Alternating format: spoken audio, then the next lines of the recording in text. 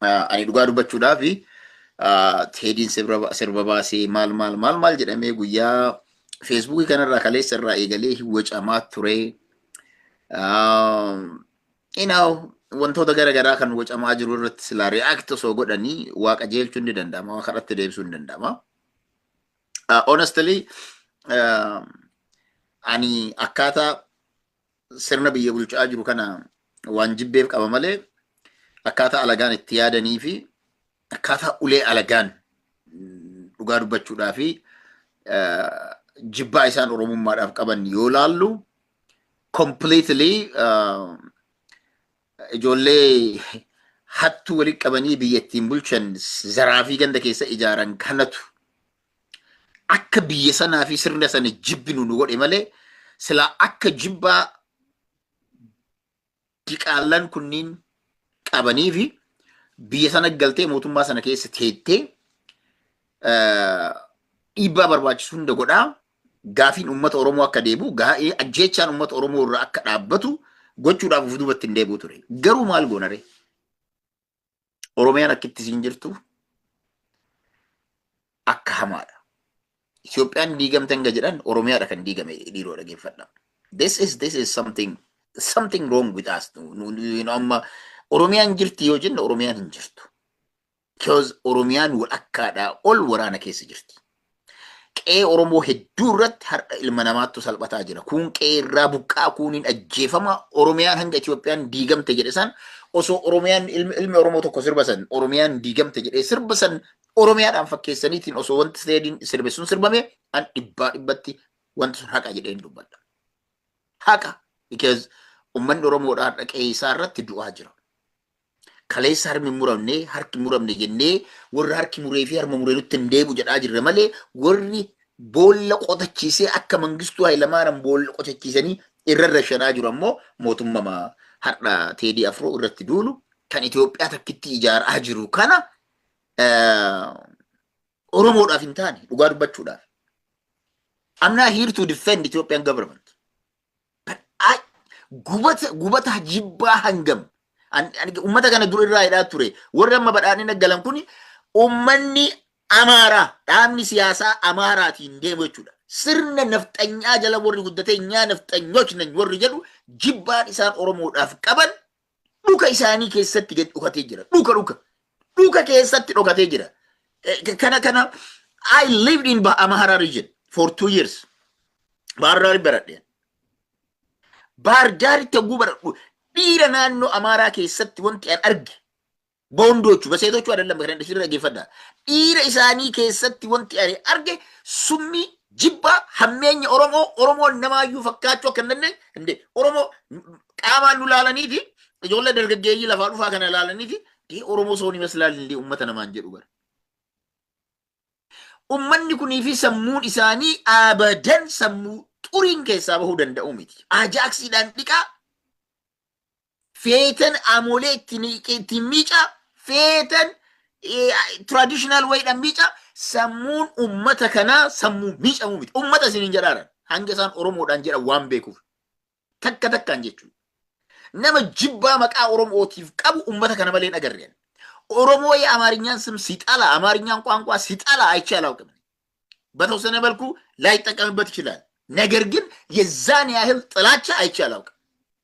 ጥላቻ አለበት የተባለው አካባቢ እንኳን ደቄናሎ ሰኑ ደቄ ማለት ግቤተኒ ኢንኪጅበት አርገ there is no way ገሩ ጀሪ ኩኒ ጅባን ኦሮሞፍ አፋን ኦሮሞፍ ኦሮሚያ እራ ኢልማኑ ኦሮሞ እረት ወሊ ገለቲ ጀሪ ኩኒ ቀበኒ dhugaasniima ummata dachii takka irraa yookiin biyya takka keessaa miti addunyaa takkitti irraayyuu waliin ummata waliin jiraatanii miti.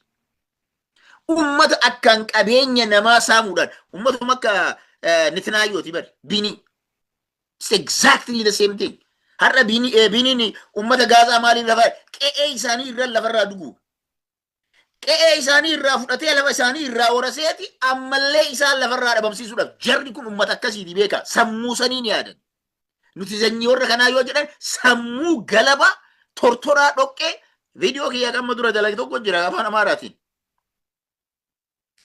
Namni anuu nagarree namni gadhiisee was a viral video of the time. Yeroo jeequmsaa sana ኢትዮጵያ የተረገመች ሀገር ነች ወይስ የተመረቀች ነች? እግዚአብሔር ኢትዮጵያን በጭራሽ አያውቃትም ከንጀሩ ተኩ ኢትስ ኤግዛክትሊ ዘንድም እነኚህን ህዝቦች የነ ቴዲን አብሮ አይነት ገለመሌ እግዚአብሔር አያውቃቸውም። እውነቴን ነው የምላችሁ።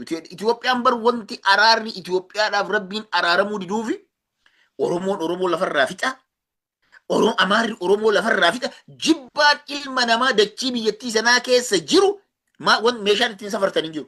Meeshaan safartuun hin jiru. Jibbaa qofaa miti laal. Oromoon amma Shaashamannee keessa waan ta'aa jiru hubadha. Amboo keessa waan ta'aa jiru hubadha. Because jibbammaan Oromoota lamaan jidduu jiru. Forget even amma laala Amboo keessa warri jiru ummatuma Ambootti ummata Amboo nyaata hubadha. Kan alagaan nu jibbu hanqatee ofii kennaa wal nyaanna. Shaashamannee the same thing. Shaashamannee wanti deemamaa jiru amma namoonni tokko tokko gondummaa fi gosummaa jala galaniitiin kantiibaa magaalaa sana deeggaruudhaaf warra isaa itti fiigan jiru. Dhiisaa irraa jala gala. Gandummaa kana keessaa baanu malee. Rakkuma kana xaxaa gandaan ijaaramee gosaan dhaabbatee wal jibbaan kun Oromiyaa keessaa hanga mannetti. Wallaahi rabbi nuuf hin araaramu. Ani dur abaarsa Oromoon hin qabdu jedha. Garuu amma akkaataan itti deemamaa jiru wanti amma mul'ataa jiru nama abaarsa dachaa meeqaa qabu fakki nu fakkeessee jira. Zamana Oromoon bilisoomte hattuu kashalabbee ganda keessa ijaaranii in miiliyoon namarraa kan fudhatan. Amma yeroo hanga dhiyoo kana kantiibaan maaliin beeku kan amma Shaashamannee diffeen godhuuf deeman. Ambo of diffeen gochuudhaaf deeman. Ijoolleen gandaa jechuudha. Gandaan. Maal jara keenya? Wanti teediin laal. Teedii wanti inni jedhe laal. ኢትዮጵያ ቴዲ እንዳለው የፈረሰች ከሆነ እኔ በቀጥታ ነገ ተነስቼ ኢትዮጵያ ገባለሁ። ዱጋ ስንትማል በአማራ ጭንቅላት ያለችው ኢትዮጵያ የፈረሰች ኢትዮጵያ ከሆነች ለኦሮሞ የተገነባች ኢትዮጵያ አለች ማለት ነው። ዱጋው ለትምና አሜሪካን ዮሰሙ አማራ ከሰት ደገፈዳው ወንጣ አፋን ኦሮሞ ድንበዱ ሲላ አፋን ጀራቲ እንዱበዳድ ዮሰሙ አማራ ከሰት ኢትዮጵያን ዲገምቴ ይርቲ ጀዳኒ አከቴዲ ይፈት በገነት ኢትዮጵያን ዲገምቴ ታናን maaliif mormarii mootummaan ko wanti nuti barbaannu bari Itoophiyaa ejjannoon keenya kan ture maal jedhe Itoophiyaan tuni diddiigamtee akka Oromoodhaaf ta'utti ruumii kana Oromoo ilma dalagiyya ruumii kana ilma kiyya ruumii kana ofii kiyya ruumii kana soddaatii yookiin ammoo fedha kiyya ciibsa jedhee guyyaa akkasi Oromoon Itoophiyaa tolfate Itoophiyaan jarri ilma harka kennaa fi harma kenna irra nuuran Itoophiyaan calii calanqoo irratti ilma Oromoo lafarraa duguganii ittiin ijaaran. Itoophiyaan ilmaan tuulamaa qe'ee isaanii irraa buqqistee biyya isaanii keessatti qe'ee ofii keessatti uummanni sun itti salphate yoo isiin sun diigamte ani wanti mootummaa kana mormuuf hin jiru. Dhugaa isinitti hima. Wanti an mormuuf maali? Ajjeechaa hawwan Oromoo irraa dhaaba. Uummata Oromoo qe'ee irraa hin buqqisina. Afulaamaa yookiin ammoo kaasaa magaalaa yeroo jijjiirtan kan Amaaraaf kafaltan Amaara Finfinneetiif kan kafaltan Oromiyaa keessaatiif kafalan garaagarummaa nuti qabnu kana yoo kun ta'e dura nuti wanti jedhaa turre maali? Lakki Abiyyi Itoophiyaa takkittii jedhee jira. Itoophiyaa Milinik siidaa Milinik hawultii Milinik kan nafxanyoota ijaaree deebisee nurra dhaabe kan jedhuun jibbaa turre garuu yoo dhugamatti Itoophiyaan amantii takkaasu ni deebiti hin deebitu. Itoophiyaan alaabaa lummuxii ni deebiti hin deebitu. An alaabaa lummuxii hin dhabe silaa hin gubaydee dhugaa isinitti mar. I will burn it down. Dhugaa isinitti mar. Alaabaa inni boo'uuf sana I will show him by burning it down. Amaaraan garuu wanti tokko beektanam alaabaa amma teediin boo'uuf jedhamu waa'ee naannoo wadana Amaaraa ክልል ለምን አይደለም? Amaaraa ክልል እኮ እሱም ባንዲራ ነው የሚጠቀሙት። ማመች እንደም dhugaa ሁለት ምና ቴዲ አፍሮ የሚሊኒክ ባንዲራ ናፍቆት ካለበት አማራ ክልል ግባ ልቀቅና አውጣ ከኦሮሚያ ምን ያስፈልጋል? ኦሮሚያ ውስጥ ለምን ትጨነቃለህ? በቃ በዚህ የብሔር ብሔረሰቦች የኢትዮጵያ ባንዲራ በተባለው ስር ለምን ትጨነቃለህ? ጎቱ ባህር ዳር ስትፈልግ ገደል ግባ ወንድሜ። በጣም የሚገርም ነገር በሁለት አይን ነው ዘፈኖቹን ያዳመጥኩት እኔ። አንዳንዴ ስለ ፍቅር አስመስሎ ስለ ኢትዮጵያ ነው ስለ አዲስ አበባ ነው የሚዘፍነው ከንጀብቱ ጀራ tokko ammoo keessumaa bahee jibba Itoophiyaan tun diigamte Itoophiyaa lummuxii sana deebisuudhaaf yaalta taanaan I think ያቺ ኢትዮጵያ ከምትመለስ በፊት አንተ መፍረስ አለብህ። ዱጋ ሁለት ምናምን ይረደበም መለ እንጂሩ ባገ እንጂ ጅብቲ ወርቅ አዌ ቀበቴ ቦሶነ ከሰ ደንቱ ለኒ ከጅብደን isin gadeen ambo keessa ijaaramtee finfinnee keessa ijaaramtee ilma hiyyeessaa manaa fuutee deemtuun illee ni kijibdanii onneen qabdanii hiyyeessa Oromoo rakkataa akka keessanii akka rakkistan dhaqanii kana rakkistanii kasirba tokkotti miliyoona 50 miliyoona 80 gurguratu osoo biyya san keessa jiru hiyyeessa Oromoo qabdanii hiyyeessa Oromoo irraa sumuni guruudhaaf hori deemtan hattoonni Oromoodha jechuudha. Magaalaa hunda keessa isin ijaaranii matoo hayaa jedha. Matoo hayaa dur nuti sagantaa wiikindii sirbaa fi amaarri dhiyeessu tokko hin beeknu nuti. Matoo hayaa pirogiraamoonni beektan ijoolleen zamana kiyyaa. Matoo hayaa kan jedhan ehudii alada sagantaa dhiyaachuu jira televezyiina Itoophiyaa irratti matoo hayaa. Boodeen balleessan. Matoon hayaa nuti beeknu san ture. Ay inni isi namnummaan shiftaan Shaashamannee keessa ijaarame. Shiftaan Adaamaa keessatti ijaarame. Shiftaan Amboo keessatti ijaarame. Finfinnee keessatti ijaarame. Dhiira yoo taatan namoota akka Teedii Afroo kana qabdanii maaf irraa nyaanne? Maaf irraa nyaanne? Namaa isin gadheewwan onneen qabdanii ummata alagaa kanatti dubbachuudhaaf onneen qabdanii. Wanti OPDO'n ijaartullee onneen qabdu. OPDO'n onneen qabdu Oromoo irra jabaatti. Baxxee Urgeessaa fa'aa nyaatti. Hacaaluu Hundeessaa nyaatti. Abduu Jabbaar Huseen nyaatti. Daadhii Galaa nyaatti. Barsiisota Oromoodhaa nyaatti. Kanaan ala yoom diina nyaattee beekti OPDO'n? Yoom diina karaa irraa qabdee beekti abbootii gadaa? Amaanu'eel Wandimmuu. Oromoota qulqulluu dargaggeessa Oromoo qulqulluu irratti hanga rasaasni keessan dalagu maaliif nama maal uummanna kanaa sodaa fi maal tirkii mirkii kana jalaa baha dhugaa isinitti maan yoo onnee qabaattan deemaatii qabaa miliyoona 50 inni sirba kaaseetti takka itti baasan irraa fuudha nama yoo taatan kanaan ala mootummaan kun yoo jiraate dhugamatti Abiy Ahmed Oromoodhaaf yaadda kan jedhu taate isaa kana kashalabbee haasirboo alaabaa isa Oromoonni baru ganama waan gootanis ni boru Finfinnee jirta warri sirba baastan alaabaa miliinik kana suuraa miliinikii kan irra kaayaati deemaatii Teedii Afroo mana isaatitti tuffisaa barbaaddan kanaan si awwaallaa guyyaa duutesi har'uma amma kunoo dafiitii duyi kunoo alaabaa ittiin si awwaallu carqii si qopheessinee irraati badhaasaan kennaafi hodhisiisaati. Kanaan ala Oromoon sirba kashalabbee tokkochaatiif asii achi girri jechuun hin barbaachisu. Hin barbaachisu. Laala Teedii Afroo akka inni salphate. Teedii Afroo bara dabre yeroo muuziqaa darbe inni gadhiise gadi dhiisee guyyaa tokkotti moo in daangaadhaa bahe sirba isaa amma reessada jira 63 irra jira. Gadhiifamee jechuun albamiin guutuun. He is completely lost. Amarillee laala look carefully Teedii Afroo በአማርኛ ልናገርችን Teedii Afroo በአማራው አይን በአማራው ብሔረሰብ ወይም ደግሞ ህብረተሰብ ፊት ለፊት የተዋረደ የተናቀ ከአማራው ፖለቲካ ውጪ ተደርጎ የሚታይ ግለሰብ ነው። አንድም አማራ ለቴዲ አፍሮ ቦታ የለውም። ቴዲ አፍሮ ከአማራ ፖለቲካ ውስጥም ሚና የለውም። ነገር ግን ከአማራ ወጣ፣ ከኦሮሞ ወጣ፣ ከኢትዮጵያ ብሔር ብሔረሰቦች በዘፈኑም ተጠላ፣ ተወገደ። ወጋው ተወገደ። ከተወገደ በኋላ አሁን እንዴት አድርጌ ወደ አማራው ህዝብ መለሳለሁ?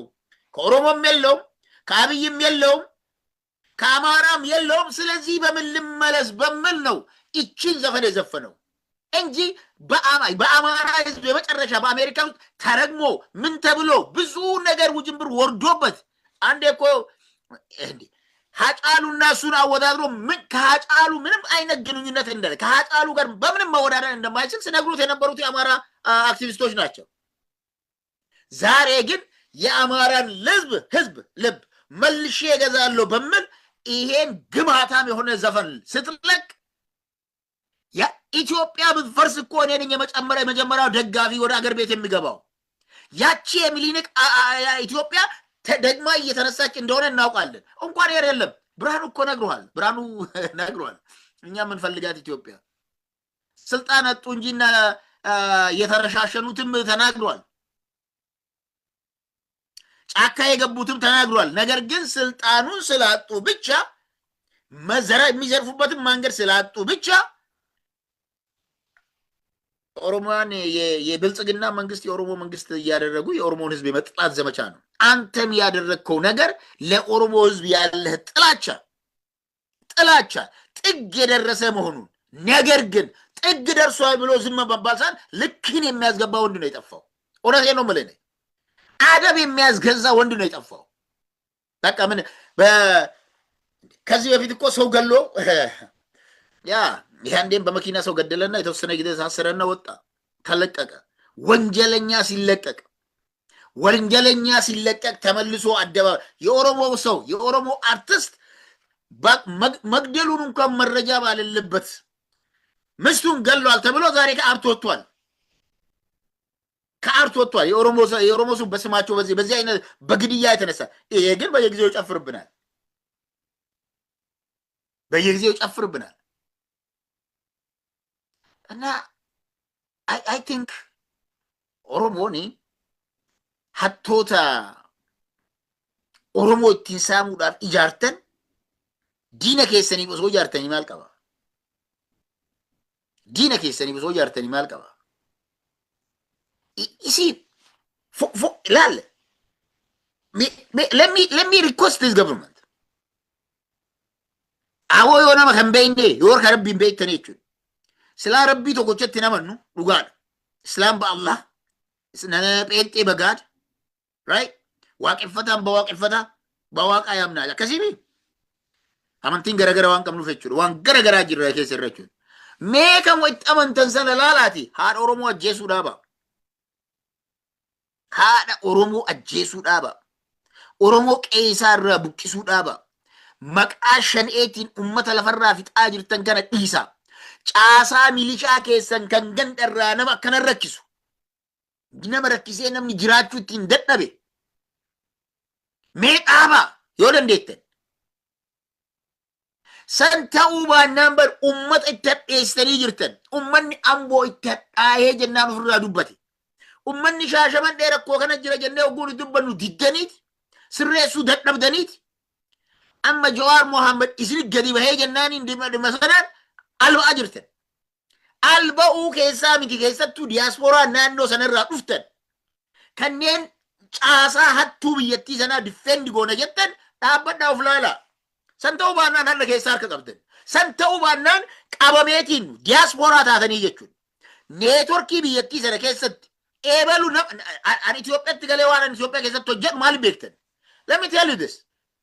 Namni dhalataa Dodola kan biyya galeetiin basaastuu OPDO ta'e nama asii biyya dhaqe waajjira mootummaatti itti dhaqeen sodaachifne laal isii wanti isin beektan irraan jiru namni asii gale dargaggeessi ka humna qabu ka nyaachuu danda'u ka arraba qabu ka afaan qabu asii biyya galee namni diyaasporaa tokko ka biyya alaa kana keessatti sagalee ummata isaatiif ta'aatiin namni ture asii biyya deemee jennaaniin basaasanii jala dhaqaniiti waajjira mootummaa inni dhaqee jala dhaqaniiti akka inni waan dhaqeef sana hin fixanne hin goosisne ammoo nama waggaa 4-5 asii biyyatti gale how are you going to defend them? Abbaan defend dhufaa godhu. As bahee maqaa dharaattu narra kaa'ame namni jedhu diyaasporaa taatanii jechuudha. Maqaa dharaattu narra kaa'ame namni jettan. Namni biyya galtanii yakki maqaa keessaniin dalagamaa jira. Maqaa kiyyaa yakki dalagame malee ani yakka kana keessa qulqulluudha namicha asaa bahu. Abbichi as bahee ufaa falmu. Kanaa dhala moo diyaasporaa teettanii isaaf falmiin isin godhaa jirtan kun dhageeffadha. Warri biyya jiru isin taazzabaa jiraa miti. Warri biyya jiru bar kan itti hadhaaye bar warri biyya jiru. Let me ask you one question.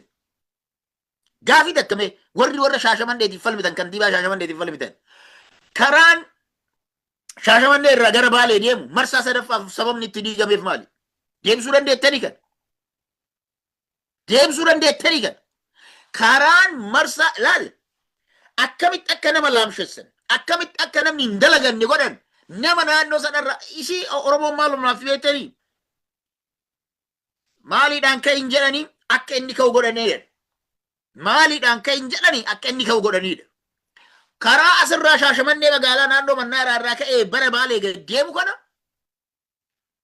sadaffaa marsaa sadaffaadhaaf diigame karichi. Marsaa sadii karaa kan kee karaa guddaa ati irratti dalagattu irratti nigdii hojjetattu irratti yeroo sadi karaa yoo sirratti qotame namni sun hojjetaa jira? Namni sun galii qaba? Karaa itti cuftee jechuudha hin qabu. Maal jechuudha namichi surree? Gibiraa dhiisanii hin dhiisan. Mataa irraa haadu. Ammoo laal karaa takka hojjettee namallee diigdee namarraa futee karaa yoo namaa bante namni hojjetata.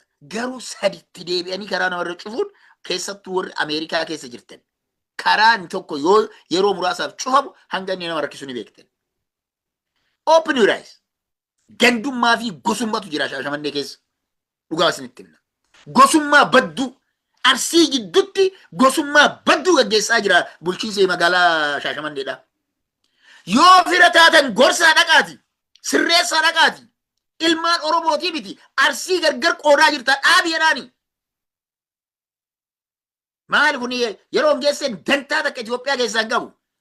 Akkam isin asii achi deemtanii viillaa qotattan maal qotattan dantaa keessani sumni achi hin qabu. Wanta hin qabu maali uummata Oromooti hin qabu achi. Saba qaba achi. Saba qaba Oromoo qulqullicha isin jala rakkachaa jiru yeroon aangoo isin kennee jiru. Baala gisee jechuun kana ol kabiraa qabna. Shaashamannee ristaachin noorri jettan. Shaashamannee ristaachin no maanni ulee affanaaqalan ayishilan guyyaa jettan. Baala gisee ta'uun kana ol maaltu isin yaafe. Maaltu isin yaafe himaame? Lakki nuti baala giseedhaa miti hin taane kan jettan bar ummanni booyee himataa jira. Ummanni booyee himataa jira. Not just that, by the way. Rakkoo gosummaa qofa osoo hin taane rakkoo amantiillee naqaa jirtan. Keessattuu namni ani hin beeka. Isinii kaasuu danda'a. Namni asii galee tokko amma dura bakka hayyootaan ta'ennu maal nuun jedhe. Isin akka inni jedhetti hin jedhu. Jibbaan anni amantii Islaamaatiif qabu asii galee. The group of Ethiopian shall continue jechuudha. Jibbaan inni amantii Islaamaatiif qabu yoo laaltu amantii Islaamaa uummata Islaamaa wajjin iddiri nyaata. Garuu gadi taa'ee anaa fi nama gurguddaa obboleessa Dr. Muhammad Hassan jara wajjin osoo waliin biiroo isaa keessaa osoo waliin ta'een maal nuun jedhe jibbaa amantii Islaamaatiif qabu ifatti nu agarsiise. Shaashamannee keessa kun mul'ataa jiraadha. Himataa jira uummanni. Miidiyaan caayaa jedhamu koo viidiyoo sun maaf hin dhaqin? Maaf dhaqee hin qotee hin baasin? Even ijoollee naannoo sanaa jechuudha.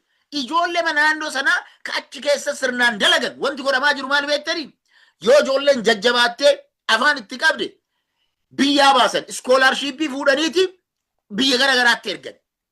Maal godhu sana booda iddoo namni sun irraa keessan nama neetworkii isaanii nama isaaniif dalagu dalagaman. This is happening in Shaashamannee.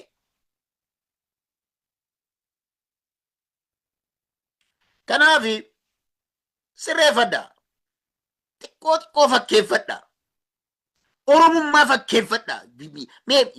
Oromoo ta'uu dadhabdan akkamii Arsii ta'uu dadhabdanii gosa galtan. Akkamiin maqaan keessan gosa takkaan isin ka'a.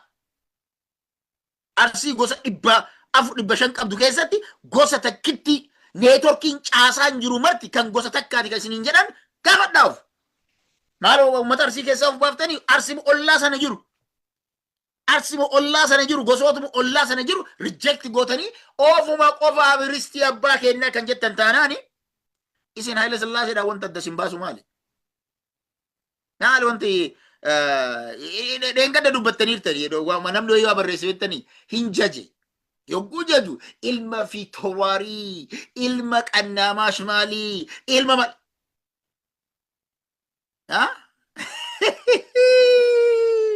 Way Oromoo. Amma san faarsitanii abbaa lafaa san faarsaa jirtanii sirna mareeta laalaashuun suni jiraatu warra Haile Sillaasee faarsuu badhaaga. Zamana Haile Sillaasee warra faarsuu jechuudha. Santu deebi'e Shaashamannee irratti. Hin deebine kun jettan taanaaniin ummanni magaalaa teessan keessatti rakkachaa jiru, boo'aa jiru, isin himataa jiru, gadi bahee galuu kan dadhabe, gubboon isin gaafattan tokko lamaa miti. Maallaqni akkaawuntii keessan seenu 50,000, 500,000, 200,000, 300,000 akkaawuntii keessan keessatti miliyoonaroo ta'e. Namni tokko mana 100 qaban jenne magaalaa Shaashamannee Finfinnee qofaa miti baru Shaashamannee keessatti namni tokko namni neetworkii keessa jiru mana 50 nama qabu jira. Dhibba gahaa kan jedhamee jira. Bakka hundatti lafti kun ka'e baluut jedhamee himamaadha. Yoo lakkii maqaa kennaan daldalamaa jira kan jettan taate firri keessan hundi haa sakattamu. Firri keessan hundi haa sakattamu. Firri keessan hundi qabeenyi fira keessanii hundi erga sakattamee booda uf laala. Yoo achirraa qulqulluu baatan nutu sartifikeeta isinii laata. Ammoo namoonni tokko tokko yeroo dubbattan wamaa wanti dhufu hin jiru, maaliin ta'u hin jiru, qe'ee kenna endee Oromiyaa waliin qabna moo waliin qabna? Maal Shaashamannee fi Amboo Oromiyaa keessaa baatee qophattanii ijoollee sanaa qofa taate? Finfinneen ta'e Oromoo hundaa tolti jennuuf maali? Adaamaan ta'e Oromoo hundaati.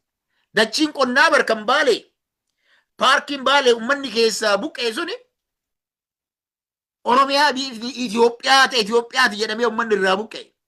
Soofumar paarkileen sunniin ka Itoophiyaati jedhee irraa buqqee. Akkasoo taate immoo warri paarkii Diinshoomaaf irraa buqqaa yoo isin qe'een tun teenna malee nuuf malee ristii kenna kan jettan taate isaan sanaaf ristii san daraniiti. Waan raajii dhagaa jirra.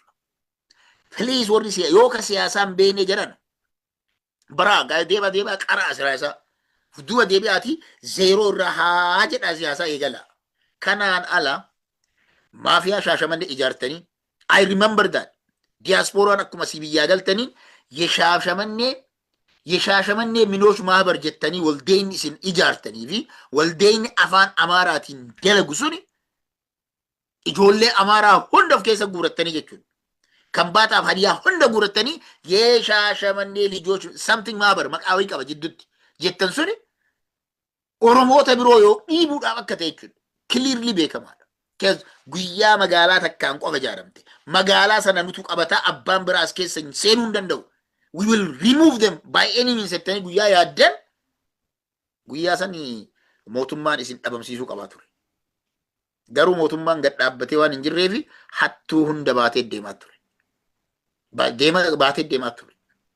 Warri ani qulqulluudha waan kanarraa jettan warri maqaan keessan naannoo Shaashamannee isin ka'eetiin ani qulqullu jettan kantiibichaan alatti kantiibicha qulqulluudha warri jettan isin wattuudha. Kantiibaan kun rakkoo hin qabu. Qulqulluudha wanti inni hojjetaa jiru waan ajaa'ibaa warri jettan rakkoo qabdan. Yookaan dandummaa yookaan gosummaa yookaan ammoo warra dantaa achirraa qabudha. Nama qabameetiin hidhamee in millions maallaqni irraa gaafatu warra sheerii qabdan jechuudha. Waan biraatiin afaan biraatiin. Yeroo Oromoon tokko asii biyya deeme yookiin ammoo fira diiyaaspooraa biyya alaatii qabdanii fira isaa barbaadanii qabanii in millions yogguu sarraa Shaashamannee keessaa guuran. Including bari wanti Shaashamannee dhalate waan ajaa'ibaati. Including warrootuma mootummaa sana deeggaru jechuudha. Obboleessi Ameerikaa kan jiru kan mootummaa sana deeggaru maatiin isaanii achi biyya sanii hin qabamne Shaashamannee kan kana rakkisaa ture. Kantiibaan Shaashamannee waan Shaashamannee keessatti ta'u hin beeku. Let me tell you another story. Dhageeffadhaa warri waa'ee Shaashamannee quba hin qabne yoo xiqqoo sagalee ta'uu barbaadda dandeettan qofa waan isaan argattan. Amma dura maal ta'a ture? Caasammaan OPDOdha warrummaan bar duraan nuunu faallaa waliin dhaabban aboo waan Shaashamannee nutti hin cadhisinaa nurraa dubbadhaa rakkoo akkanaattu jiraatu. Eenyu deeggartoonni badhaadhinaa kan diiyaaspooraa. Rabbiin laalaa irraa nu dubbadhaa bar Shaashamannee rakkannee irraa. Maaltu deemaa jira? Shaashamannee zaraa fi ijaaraniitiin kunoo akkana rakkannee jirra jedhanii bo'aa turan. Garuu isinitti yoo dubbatan isin hin dhageettan. Mootummatti yoo himan mootummaan hin dhaga'u. Hin dhaga'u. Not just that. Hanga dhiyoo kana tokko waan ta'e isinitti himan. Abbicha waakkadhu yoo barbaadde ani qulqullu kan jettu taanaan waakkadhu.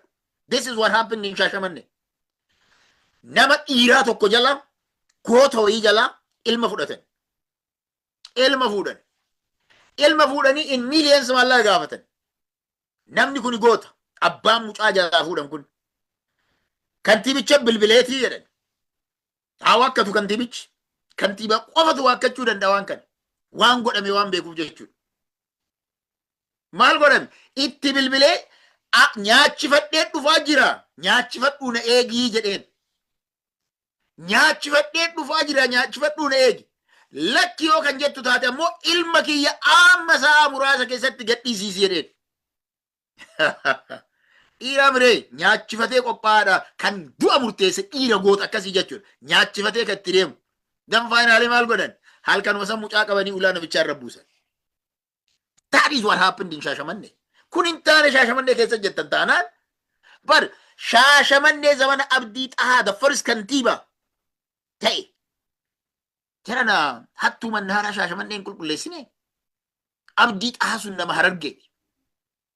Nama Arsiitii miti. Waddaa nama Harargeeti. Jamaal Abbaasoo hattuu Adaamaa hin qulqulleessine. Arkaba Qubaay hattuu Finfinnee hin qulqulleessine jara keenya. Mee sanuma yaadattanii warri namoonni bara 2001 2003 akka faranjiitti jiraattan we know all this.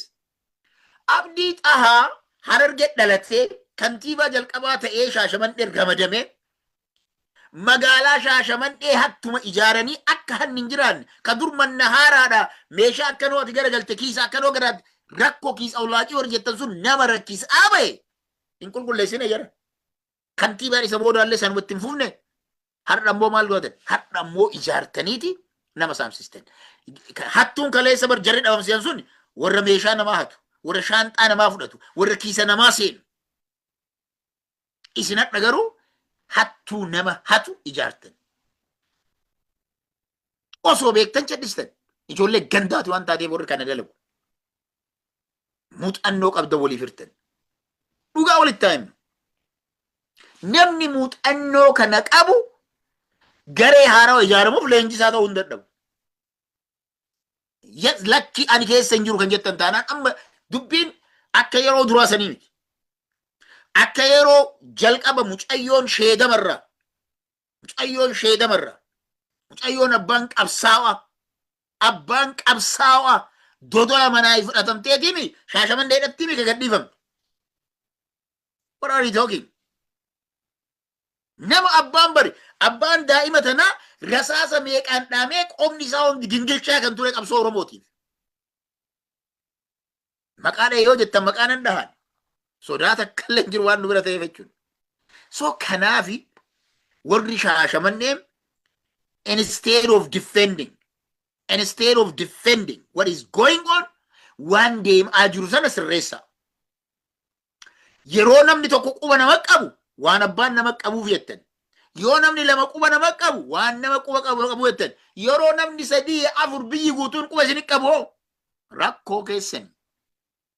Nuti gabaasa kana for so long argachaa turre. Akkaatama ilaal mootummaa wajjin falmine nama naannoo kennaa wajjin illee akkam goonee falmina.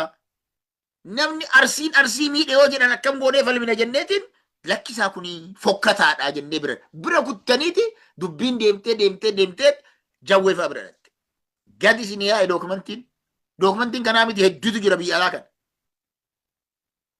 Waan biraa dhiisaa badha dhageeffadha warri Shaashamannee isin himaa. Viidiyoon isin sagaagalummaa dalagdantu jira nu harka. Viidiyoon isin ittiin sagaagaltan dhugaa isinitti makanan. Qajeello waraabame yeroo isin dubartoota nama jaartii abbaa warraa qabdu. Maal qaba yoo fuutan? 2 3 4 fuudhaa shari'aan isin kenna yoo barbaaddan. Kun hundi diyaaspooraa kana dhufee matammaan qalakki kun nuuf hin malu jenneeti zippi godhan. Ni beektan ammoo warran kana waan kan maqaan keessan takka takkaan ni jira waan ta'eef jechuudha.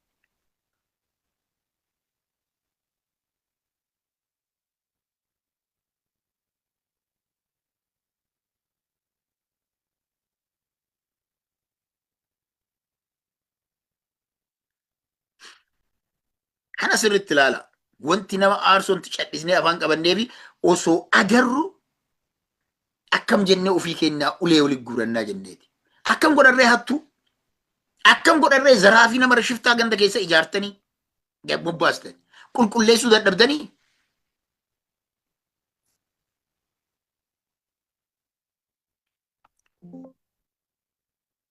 So isa kana sirriitti ilaala. Sa'a dheeraan turu daqiiqaa muraasa qofa fayyadama. Wanti hamaan isa kana akka malee waan nama aarsudha. Akka malee nama aarsaadha. Inni biraa by the way namni biyya jirtani Itoophiyaan diigamuu isii proof nu godha. Itoophiyaan yoo diigamte hin gallanti. Itoophiyaan Teediin Afroo boohus sun yoo diigamte jechuukooti. Itoophiyaan Teediin Afroon boohus sun tani farra Oromoo taate suni isin diigamte taanaani Itoophiyaadhaaf jedhee mootummaan kun Itoophiyaa durii deebisaa jira jennee wanti nu sun irraa kaasna. Dhugaa isinitti maa. Why do I care? Itoophiyaan durii sun diigamnaan jechuudha.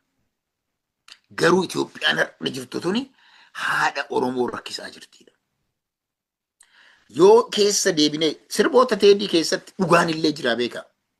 Dhugaan illee jira. Maaliif Itoophiyaa keessatti waraanni hamaan mootummaan badhaadhinaa Oromoo wajjin, Amaara wajjin, Tigree wajjin, Gaambeellaa fi Beenishaangul wajjin mootummaan kuni gaggeesse mootummoonni durii gaggeessan hin beekan. Hin beekan. Jarri maal jettee uummata sobdu waan nuti Oromoo taane miti. Isintu karaarra hin jirre. Karaarra hin jirtani warri mootummaa.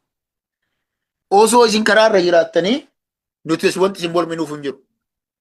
Maal gochuu isin irraa mormina? Maal dantaa kee sabaaf waan gaarii hojjennaan mee jara keenya waan biraa dhiisaa. Guddina dhiisaa, misoomas dhiisaa. Milishaa keessan dhabamsiisaa. Milishaa ilma namaa rakkisu dhabamsiisaa. Haadha Oromoo ajjeesuu dhaaba. Abbaa silaa amma filannoon waan ga'eefi waa hinduun isaa xiltan. Filannoo booda kan sodaadhu. Filannoo booda kan sodaadhu. Nama hedduutu ajjeefama. Nama hedduutu miidhamuuf deema.